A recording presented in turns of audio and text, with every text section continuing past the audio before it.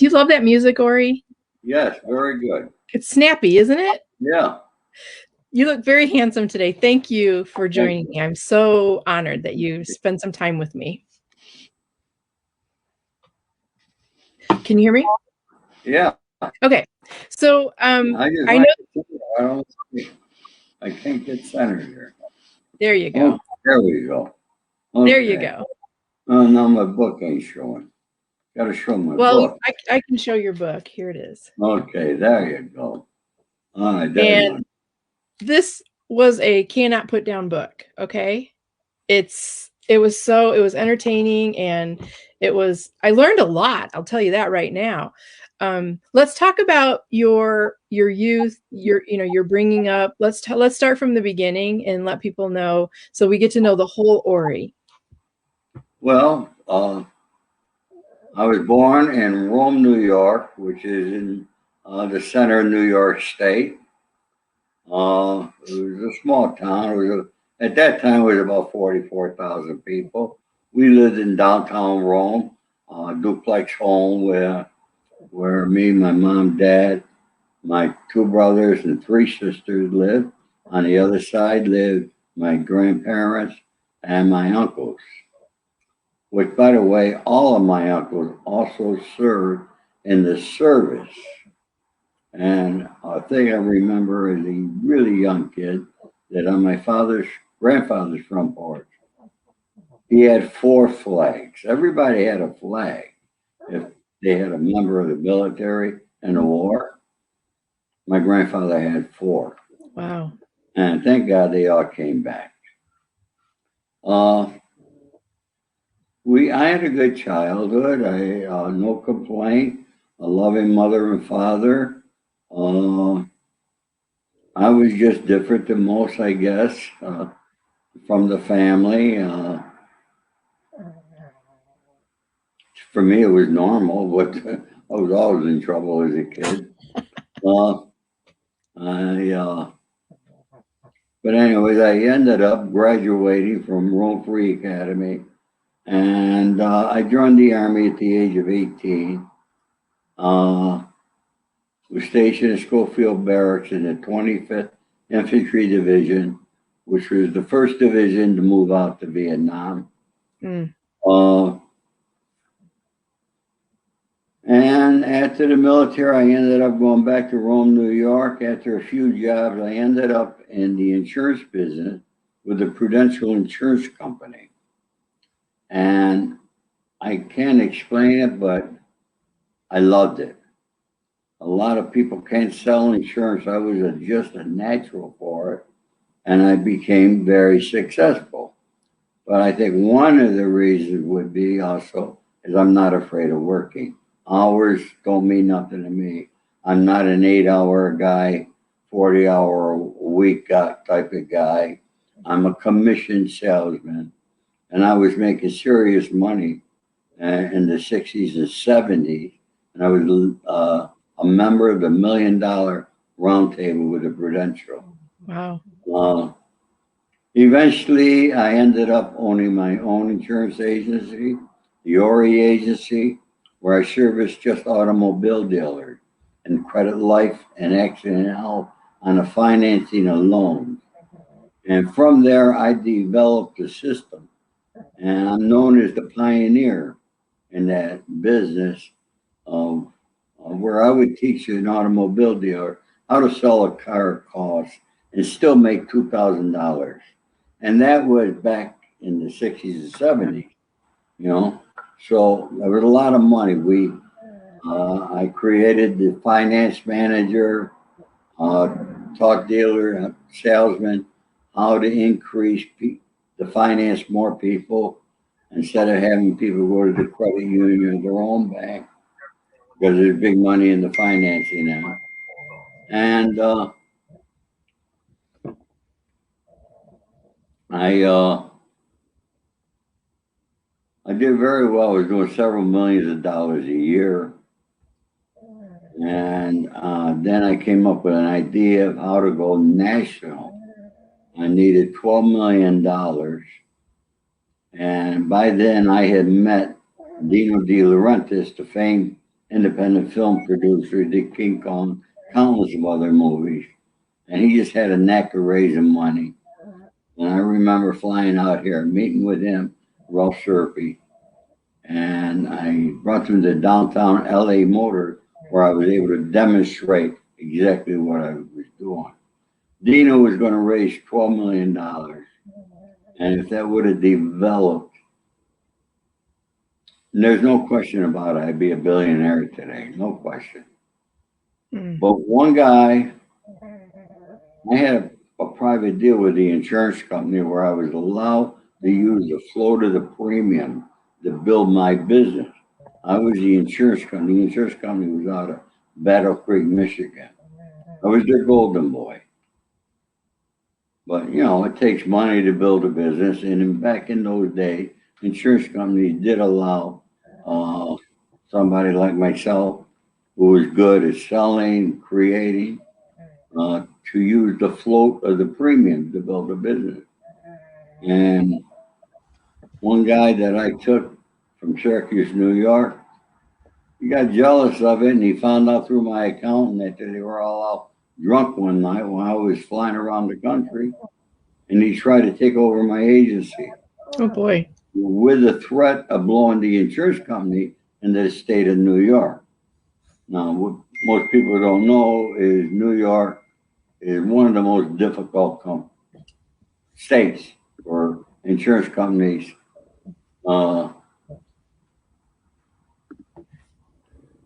just for to get licensed. Well, anyway, that eventually became my first federal indictment, and I got 5 years probation, a fine, and I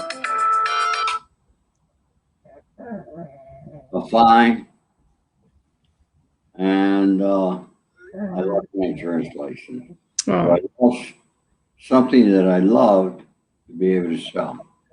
Well, from there, because I met a lot of people in my life, I had to make a living. I was a hustler. And, you know, there's not much difference whether you're involved in organized crime or legitimate business, because you got to hustle every day, no matter what you're doing. I was always a hustler, and I was good, and I was able to create things that were not legal to make a living. And so through the years, I ended up, besides me, Frank Costello, Carlo Marcello, Russell Buffalino, who Joe Pesci played in The Irishman, countless of other people. But the one guy I became friends with for over 40 years was the famed underboss of the Colombo crime family, Sonny Francesi, who just passed away last year at the age of 103. Getting to know Dino De Laurentiis, I was out here in California. They had a problem with an actor and a director on the set.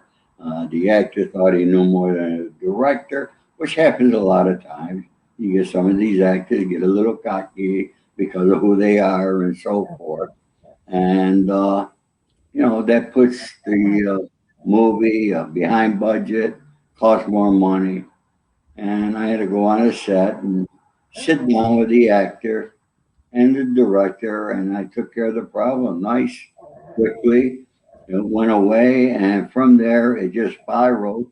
And when agents, lawyers, or anybody needed a problem, I was the guy they called. So you were the problem solver. I was the problem solver, otherwise known as the Hollywood fixer. Yeah. And a lot of people refer to me as the real Ray Donovan. Nice. So when you started fixing things for people, one thing led to another.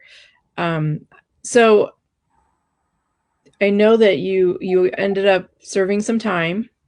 yes, I got indicted in 2008 on a federal racketeering indictment out of Brooklyn, New York. I was the only one in California, in Beverly Hills. I got arrested in my home here.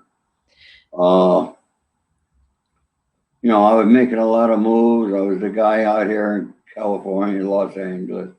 I was doing a lot of things. 1997, an agent said to me, when they tried to get me to become an informant, and I refused.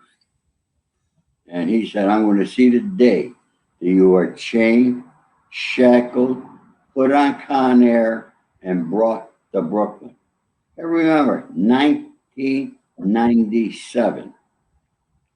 And in 2008, he made it a reality.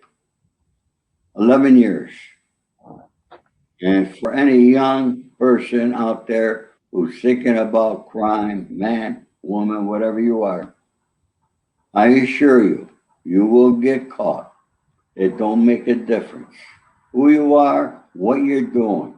The FBI's got more personnel, more money, more time, and they got the equipment. They don't have to leave their office and know what the hell you're doing today. So I strongly urge you, get a college education or a trade, find something you love, and be a good citizen of this country. That's a great message, Jory. Thank you. So what made you want to write the book? What really happened was when I got out of prison, a lot of people in Hollywood came to me, and reality shows were very big. They wanted me to do a reality show. I wasn't too sure about it. I didn't know much about it.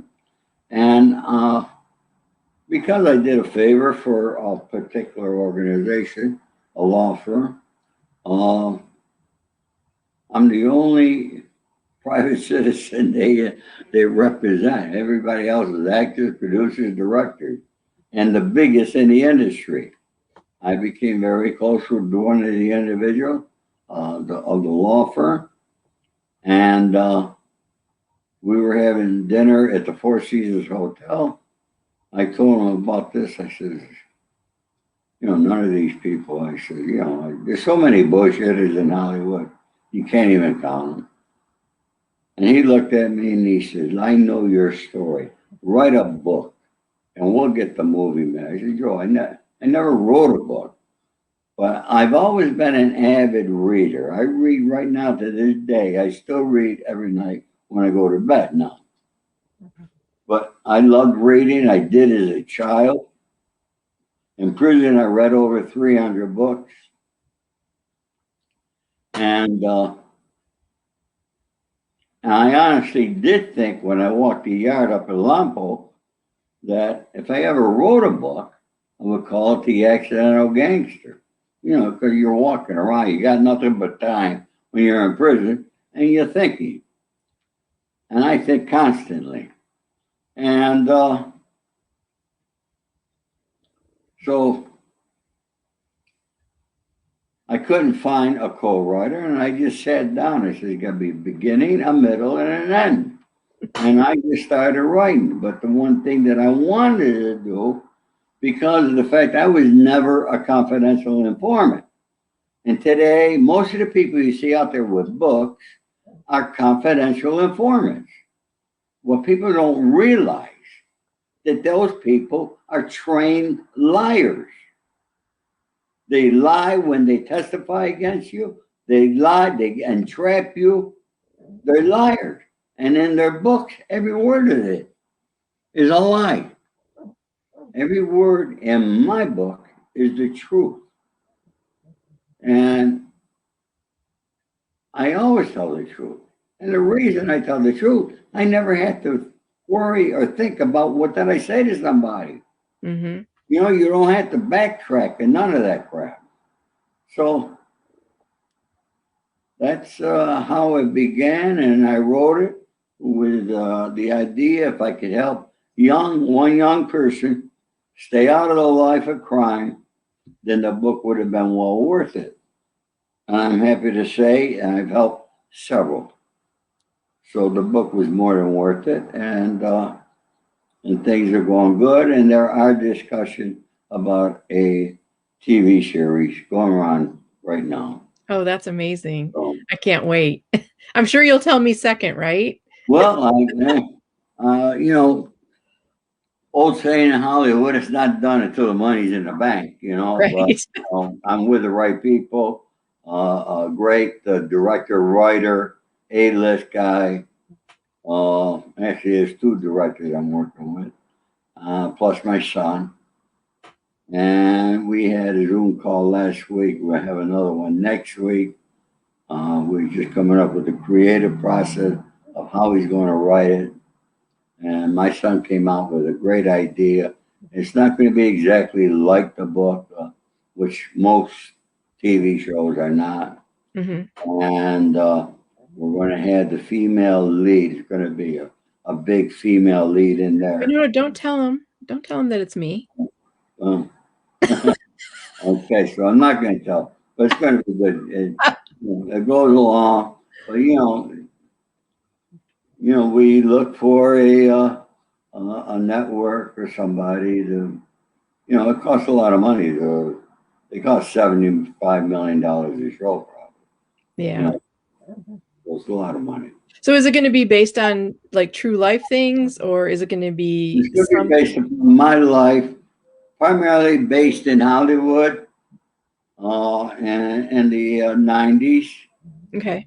And a lot about the Accidental Gangster, Hollywood Fixer, and different things that I was running around Los Angeles doing. How I evaded the FBI and the Gangster Squad, which is the Los Angeles Police Organized Crime Unit. And just things that, being on the street, and you got to be sharp no matter what you're doing today. But I was always blessed with that there. And I knew I'd being followed, and I just had my way of dodging them and losing them. So, but not all the time do you do that, but most of the time I do. So do you want to talk about some like famous people that you get to sit with? I think Dean Martin was that one. Dean Martin was a great guy. I love Dean. Nice guy. Frank Sinatra. I can go on and on. There's a lot of them. Just name a couple more. Name a couple more, because I'm like fascinated. I named some in my book. Yeah. I do not name a lot of people. I like to keep things quiet and not stir up nothing. I've done a lot of favors. Big action, movie, film guy that I got $2 million for him. That was being held up. I don't like the guy. But well, if he's mean, I wouldn't like him either. Yeah, he's costing me money. And I did date some famous actresses also. Oh, really? Can you share? No. Top secret stuff, huh? Yeah, well, they're still alive. You know what I mean? Oh, okay. So we have a saying, before in the life and in organized crime, we always had a saying: what happens in the shadows stays in the shadows. And people always ask me, when is the downfall of organized crime? My answer is the movie The Godfather. That was a downfall. And why was that the downfall? Because it glamorized the life. That it made it so that the young guys thought it was all glamour and glory and wanted to get in. But one thing that these guys lack, the moment the cuffs went on their wrist, okay, what do you want? And they start talking. And that is the downfall of it. And, I have chats with different people throughout the country, and they all agree with me. And, these podcasts and things, particularly in true crime, will actually began with somebody who's been doing it about 30 years. I won't mention his name, but he was an informant. And you got a lot of informants that are doing podcasts. And a lot of them have asked me to be on their show. And I will not. I have not been on none of their shows yet. Will I sell more books from it? I don't know. So what is it that they want that you don't want? Or do you just want to not have to argue and dispel myths? Is that why you're not wanting to be on those shows? Because would that be an opportunity to voice the truth? Well, you know what? Sonny Franchise told me many, many years ago. If you see somebody calling somebody a rat, they're the rat. Mm-hmm. And that's true. And what these rats want to do, because they know that I have information on other people that were rats that they're jealous of, because he's been very successful at doing what he's doing. Mm-hmm. And they're very jealous of it and want to bring him down. They're not going to bring him down. They're just bringing more truth to the table with different people. But I got the real truth. And, you know, I'm not at the point in my life that I'm looking to hurt people or bury people. I mean, I would if somebody come and wanted to screw with my children or my grandchildren, then I got to do it. Okay, I got to do what I got to do. But otherwise, I'm not doing nothing. And, you know, I'm not out to hurt people or destroy anybody. If I could help somebody, I will. But, you know, they want me purposely for the knowledge that I have of things that I never disclose. So I noticed that you're on my show, you're on I've watched a ton of videos. And is there anything that you wish people would ask you to talk about? Because I know they all talk about your prison life, the connections, the Hollywood glamour. Is there anything else that you would like to talk about that you don't normally get an opportunity to? Because here is your forum. Well, you know, the one thing a lot of people who have read my book and have recognized, and my next book is going to be about a business book. Oh, good. All right, a business book of how a gangster operates and how you operate in legitimate life. Is there really a difference?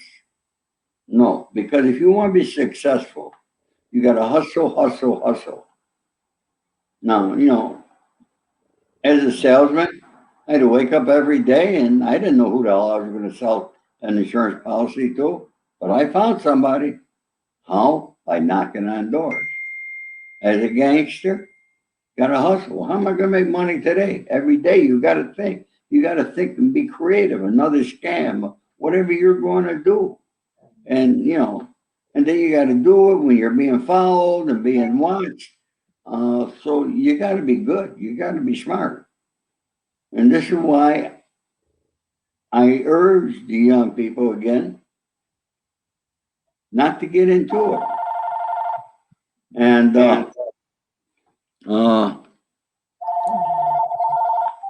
I'm in the middle of an interview. I'll call you back. So, yeah, that's my phone rings constantly, both of them. A lot of people DM me, and I try to help them out. I try to help everybody out.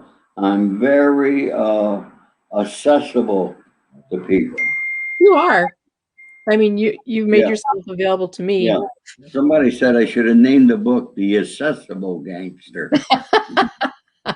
Maybe that's a third book. It was not a bad idea. That Yeah, means you're at the pinnacle of your customer service experience. right. You know, I noticed that you had a picture up, and one of my best mate through the years, my best friend was Joey Pyle, the boss of London. And if you go a little higher, you'll see his picture. Okay, there's me and Joey over there. Before he passed away, he was in a wheelchair. Oh. He had ALS, otherwise known as the Lou Gehrig disease. Uh, I think about him all the time. From London, he used to call me up 4 or 5 times a day. He'd be in a pub and he put everybody in that pub on the phone with me. When I got to London, everybody already knew me. Oh, that's great. I'm very well known in London. Yeah. Let's see. We've got some people from the UK here. Steve Kelly Pro. Oh yeah. Ian's from Scotland. Yeah. So yeah, you're going international right now. But yeah. Oh, I got people from Scotland. I got a lot of friends over there. Nice people. Mhm. I'd like to get there someday. They invited me. Well, then Canada, I'm going to be talking to somebody, I think this morning, who's a promoter and he's talking about 70 different locations, how much will I charge and so forth. And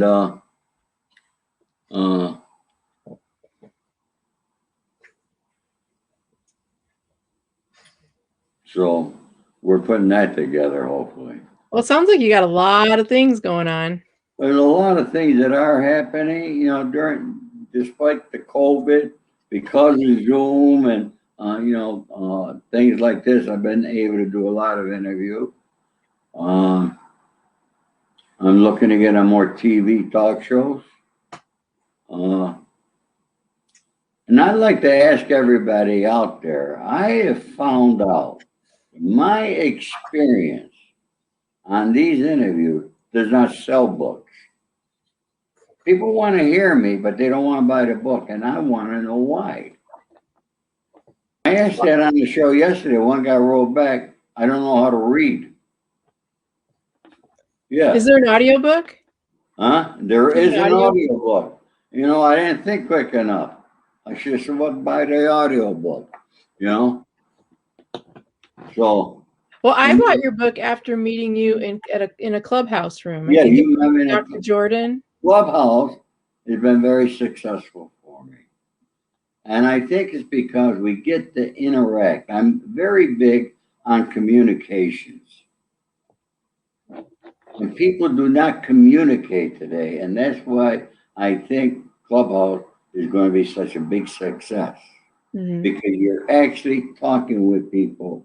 And it's, Facebook and Instagram. Yeah, everybody goes through. You can post whatever you want. They're going to like it if they're following you. Mm-hmm. But they don't know what the hell you got there. You got a video, they don't listen to it. Very few do. How about you? You have a huge YouTube presence. Have you gotten any success there? I can't count the millions of views that I've had totally on YouTube. No, I have not had much success. I remember Dennis Griffin, Frank Collada was on David Betta, which is a big show. And they were so excited. They had 1.5 million views. And they thought of all the books they were going to sell. They sold 12. I think it's just person being at the right place at the right time, because that's how it was with me. Even yourself and the other people who were on that show that night, okay? When they want to buy the show, boom, they hit that button. Mm-hmm. When people got to think about something, they ain't buying. It was the same way when I was knocking on doors and I make a presentation and people say they want to think about it, then I didn't do my job. They're not buying it. They got to think about it. Right. And a lot of my guests on this show have written books, and I like to help promote those any way I can. And I'll tell you what, the interviews and the information that they've given to my audience is priceless. So, I mean, just being able to sit here and chat with you about your life and hopefully help you sell a book. Maybe let's go for 2 books today. But I just love the stories behind the book. You know what? In all honesty, some people have been having some financial difficulty time. And, and some people who have told me that when they get the money, we'll buy it, have bought it. Mm-hmm. It's been tough, this pandemic for the past year. for a lot of people. Mm-hmm. And Yeah. I can relate to that. I know what it is to, you know, not have any money and be in that position is a terrible position to be in. Mm-hmm. No, it is. And you know And what I loved about when I talked to you is you signed the book for me. yeah, And I love that. I mean, my friend Alan has this 30 something bookcases full of books, and a lot of his are signed by the authors. And I've just kind of gotten into asking for autographs. So I was wondering if you would make, and I didn't tell you about this, and I apologize for springing this on you, but if they were to order a book, would you autograph it for them? anybody that orders a book from this interview, if you mention Kellen Ann on it, when you go to my website, you do not have to pay the extra money for the autograph. I will autograph it free for you. That's great. How's Thank you. that there? I I love it. just saved, I forgot how much. How much do I charge for an autograph? I don't know. You didn't charge me. So, so when you go to my website, just purchase the book. If you purchase from my website, they get shipped out directly from here, and I autograph them. I remember I ordered it on the clubhouse room. Oh, thank you, Steve. He said so Steve is writing a book. We're all in a master class about, for writing a book. And Ian, he just launched his book. And Steve, he said he'd sign mine. So all these people, actually Ian's going to be on my show in a couple of weeks. So Good. I feel like I'm a book promoter show now because I have all these friends that are writing books and I just want to help them get the word out. Well, I like to talk to all authors, okay? Uh-huh. For some reason, I don't know why, but everybody does podcasts are calling me, asking me for other people to interview. And I help them all out. I've given everybody, including Vlad. And Vlad was the biggest show I ever done. All right, but that group of people does not buy. Some people listen to podcasts, others read. Who's the biggest readers of my book? The female. Women buy my book more than men. I'm living proof of that. Authors, I want to tell you something. I also own half of a publishing company, Coastal West Press, here in Los Angeles. I became partners with a publisher out of Canada. They've been in business for years. And we opened up here. And if you think anybody you go to publish with is going to help you sell a book, you got another guest coming. It's not going to happen. I'd like to tell anybody who wants to write a book, and I guarantee you should write it. Everybody has a great story. But you got to, learn from me because I got burned with my first publisher. My first publisher was not a publisher. My first publisher was they just, what do you call them now? People think because they publish through Amazon and pay all those fees with Amazon, okay, that they control everything. No, you control nothing. You give your rights to them. Now you're going to give your rights to any publishing company. But with us, we don't charge you. If you have a manuscript and we accept your manuscript, we do not charge you 1 penny to publish that book. We go through the expenses of graphic designer, editors, and the printing costs and getting the book distributed. Now, the average author will only make in their lifetime $500. They will only sell an average of 250 books. That's it. That's it, folks. So you got to realize if you're going to write a book, unless you're one of these people, last night I watched CNN, Don Lemon's got a book out. So they got it on CNN every news. because he's Don Lemon. Okay? Barack Obama writes a book. He's got millions sold before it comes out. This does not happen with us regular folks. We don't have that. Now, I have a goal of selling between 50 and 75,000 books. That's my goal. But if you check my social media, you're going to see how hard I'm working to do it. And if you don't have a presence in social media, you're not going to do it, because that, whether you sell a book on a podcast or not, is not the most important thing. The important thing is what it's doing for you and building up your Google and getting you better known. So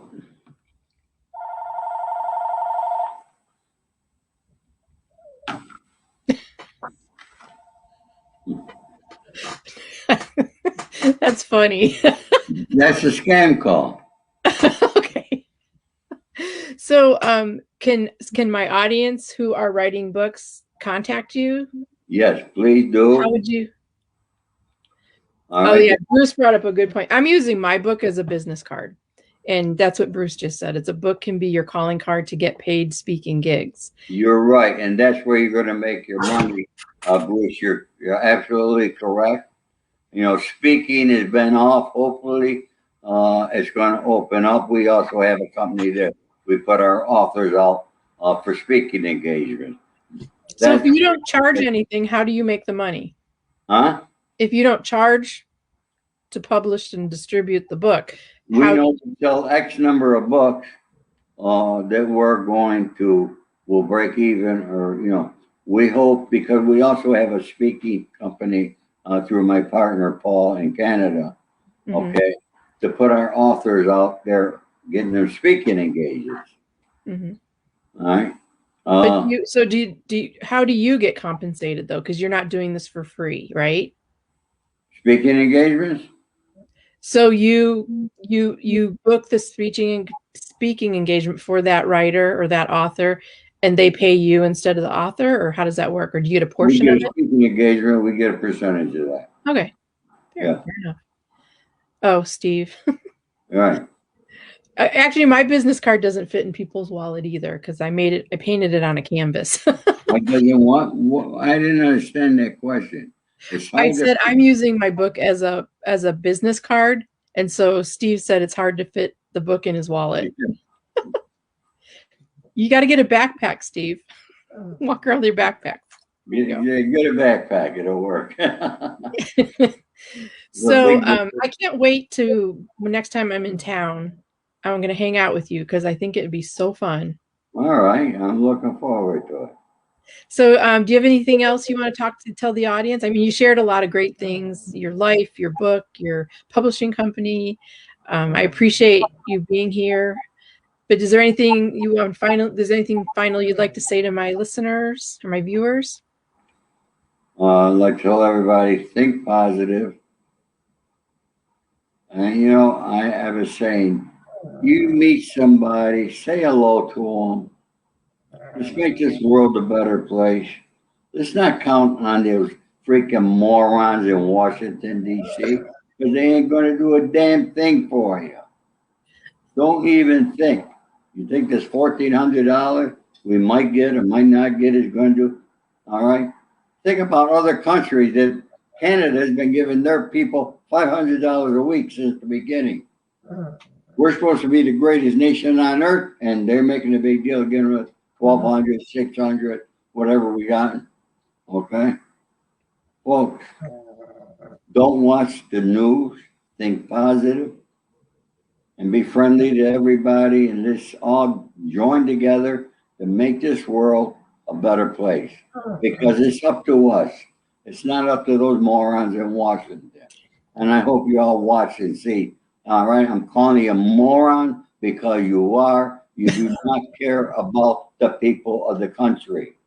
All right, and anybody thinks that those people that you voted in office are taking that job for the $175,000 a year they get, that's nothing compared to what they really get. Oh, I know. Okay, so you got to understand, follow the money. You will find out. All these bills are packed with fat or lard, whatever you want to call it. If only they'd be as honest as you, right? There's no honesty in Washington. So why do you think the rest of the people are going to become thieves and con men? Okay, can you blame them? Because you got the leaders of our country who are thieves and con men. And who's the biggest idiot? The people who vote them in there. Oh, Ori, thank you so much for your time. Voting in there. Thank you so much for your time today. I really appreciate it. I love getting to know you better and better. God bless everybody. You all have a great day. Thank you, Kellen. It's been an honor. Thank you. And everybody, if you enjoyed this interview, please share it. Make sure if you're watching this on the replay, let me know that it's the replay and where you're watching from. And if you guys have questions that you didn't get a chance to ask, or just let me know or contact me. Nobody's asking me questions there. I know. People are listening. Did you see what Steve said? He said it's a very interesting interview, great message and life lesson. So you are touching people. Thank you, everywhere Steve. you go. Steve Kelly, pro. God bless you, buddy. All right, everybody, take care. All right, well, thanks, everybody. We'll see you next week. You do want to buy my book, www.theaccidentalgangster.com. If you don't want to buy my book, go to my website and please subscribe at least. Okay, that don't cost you a penny. Thank you. Okay. All right. And you thanks, everybody. YouTube. Go to YouTube and subscribe to my YouTube. All right, I post. I'm not a boring guy. I don't post long stuff there. Okay, my stuff won't be more than 5 or 6 minutes. More than 5 or 6 minutes. I'm a little bit different on YouTube than everybody else. Okay, you are.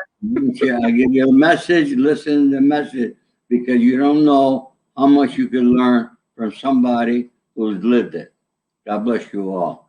Take care. Thank you, Ori.